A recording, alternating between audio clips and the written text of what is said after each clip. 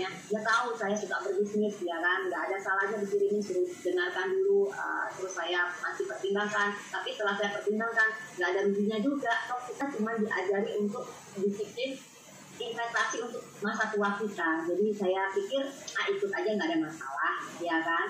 Toh bisnis-bisnis sebelumnya yang saya ikutin banyak yang gagal karena itu sistemnya harus jualan produk dan saya harus ada aturan lain tertentu, dan saya lihat di sini tidak ada target, tidak ada tutup poin dan lain sebagainya, tidak ada produk yang harus saya jual dan tidak ada ruginya, jalan nggak jalan pun saya nggak ada rugi, jadi saya ikut aja gitu Pak. Dan awalnya seperti itu. Oke, baik. Dan kenapa Bu Dewi berani berhenti kerja, resign itu apa yang menjadi ceritanya seperti apa? Kenapa berani memutuskan berhenti kerja, resign untuk fokus di 3i itu gimana ceritanya? Ceritanya saya semenjak saya masih gadis ya, sampai saya rumah tangga, saya itu sudah terbiasa kerja Pak. Nah, sampai saya punya anak kedua usia 3 bulan, waktu itu saya terpaksa harus bekerja lagi ya setelah masa lahiran. Saya mikir saat anak saya sekitar usia 3 tahun 4 tahun gitu, saya mikir saya harus punya waktu luang buat anak-anak saya. Maka dari itu saya mikir, sampai kapan kalau kita kerja ikut orang, otomatis kan kita barter waktu dengan uang terus, seperti tadi yang saya jelaskan ya. Saya ingin punya waktu lebih buat anak-anak saya. Maka dari itu saya pikir, kalau saya bisa serius di sini, ternyata di sini bukan hanya sekedar untuk mengajarkan kita untuk disiplin menabung atau disiplin berinvestasi, tapi ini juga ada peluang bisnisnya. Nah, yang saya cari di bulan pertama itu ternyata saya pelajari sistem bisnisnya luar biasa. Bulan kedua akhirnya saya baru berhasil mendapatkan bonus elit di bulan kedua, dan itu baru saya rasakan Pak San, ternyata sistem bisnisnya luar biasa ya. Dari situ saya sambil saya jadi karyawan, saya bertekad bagaimana caranya income bulanan saya di tempat saya bekerja harus digantikan oleh bonus dari 3i Network. Nah, begitu target pertama tercapai, income-nya minimal sama, saya nekat Pak Fran, saya ajukan surat cinta.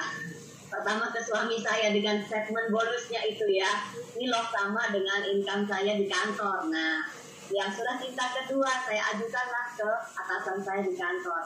Saya memberanikan diri, saya mengajukan resign, dan saya berjanji ke suami saya kalau misalkan saya ajukan resign dengan saya punya income pengganti, otomatis saya tetap bisa menopang perekonomian kita.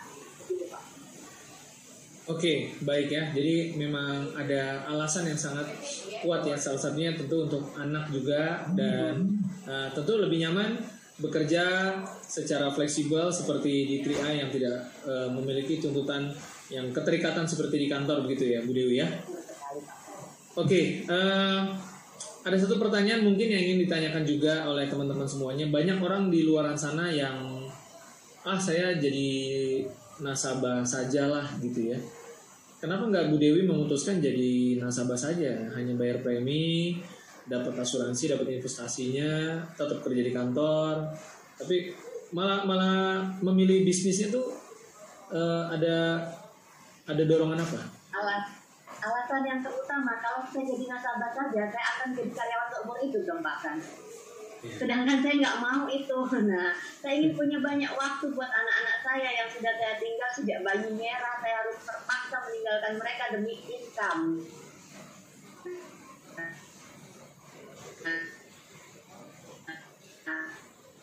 Demi kok saya dapat proteksi, tapi saya nggak dapat income bulanan. Tetap saya harus kerja berangkat pagi pulang malam. Sampai kapan? Nah, itu pertanyaannya. Tapi kembali lagi kita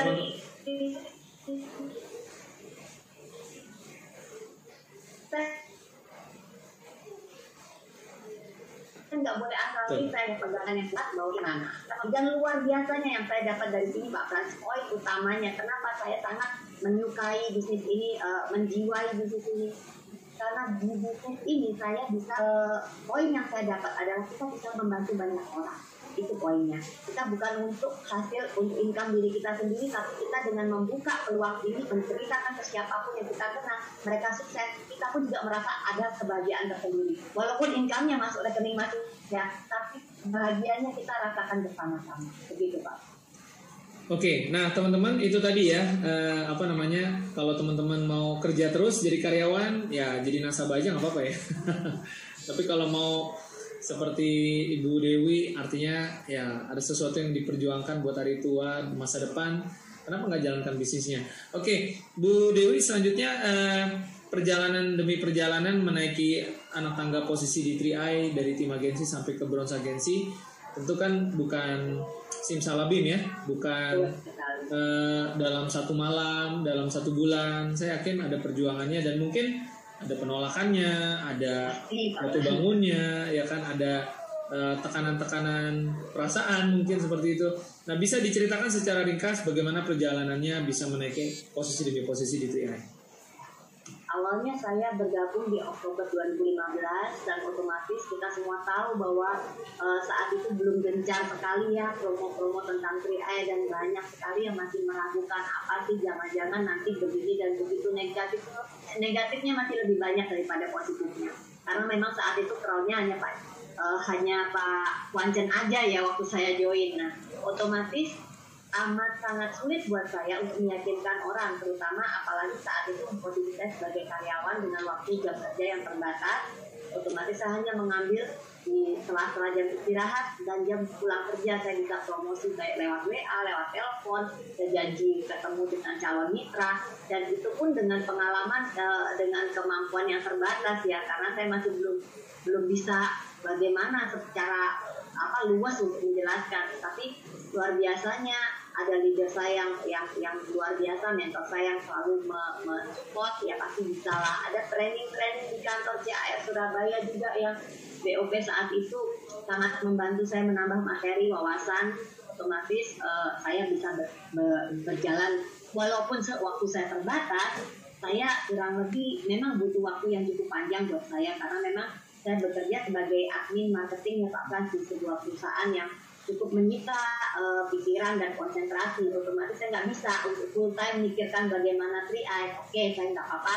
Yang pasti 9 bulan saya jalani double job itu sebagai karyawan juga, sebagai pebisnis 3i juga. 9 bulan pertama saya naik posisi 8 bulan pertama saya tim agensi dan berikutnya saya naik posisi sebagai leader agensi dan terus otomatis mengalami stagnan cukup lama Pak Frans. Karena apa ya, memang ya saya melihat bisnis ini luar biasa, tapi memang butuh konsistensi yang luar biasa juga. Nah, akhirnya tercapailah posisi bronze agency dan perjuangannya pada saat saya mau resign banyak cemooh yang saya dapatkan, terutama dari teman-teman yang nyinyir ya, kalau kita bisa bilang nyinyir ya. Nah, mereka mengatakan ngapain perjuangin bisnis yang nggak jelas, mendingan ikut orang kan dapat jadi jelas. Nah, tapi saya buktikan ke mereka sekarang mereka masih tetap sebagai karyawan, sedangkan saya mau kemana saja bisa bebas, tapi penghasilan saya nggak kalah sama mereka. Itu yang saya bisa rasakan luar biasa. Jadi nyinyir itu udah lupakan saja. Yang penting buktikan. Jangan menunggu bukti dari orang lain, jadilah sebuah bukti. Jadilah orang yang bisa membuktikan kesuksesan itu, maka orang lain akan melihat dan bangga kita terhadap diri sendiri ini akan lebih bangga lagi. Begitu Pak. Oke, baik. Jadi teman-teman semuanya menuju sukses tidak semudah membalik telapak tangan pastinya ya, pasti ada prosesnya begitu.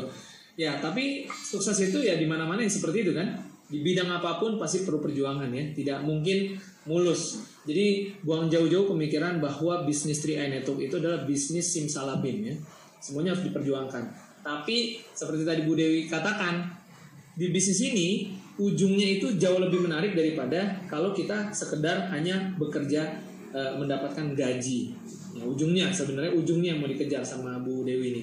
Oke, baik Bu Dewi, bisa mungkin ada sebelum kita tutup ya, karena kita harus berganti dengan pembicara satunya lagi. Barangkali Bu Dewi ada memberikan closing statement atau ada satu penekanan yang mungkin mau disampaikan, karena tadi salah satu komen saya baca di chat room ya, belum mengerti tentang bisnis ini, tetapi setelah mendengar penjelasan, mendengar sharing, rasanya memutuskan untuk bergabung. Ini luar biasa ya, karena kita berbagi peluang nantinya.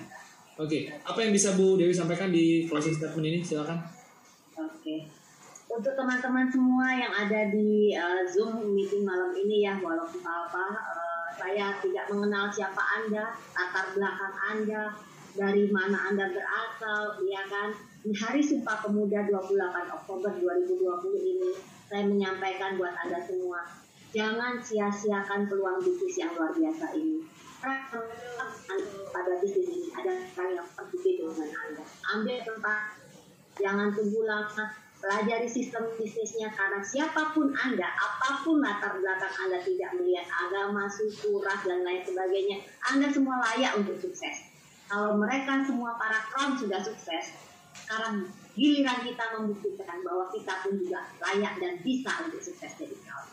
Go Crown, semangat semuanya. Salam Sumpah Pemuda. Oke. Baik, salam Sumpah Pemuda, luar biasa. Bu Dewi sudah memberikan kita membakar semangat ya, seperti lagi di tanggal 28 Oktober dulu kala. Seperti itu ya, semangatnya luar biasa. Terima kasih sekali lagi dan semoga Bu Dewi terus mencapai posisi puncak di Trianeto. Sampai ketemu lagi Bu Dewi.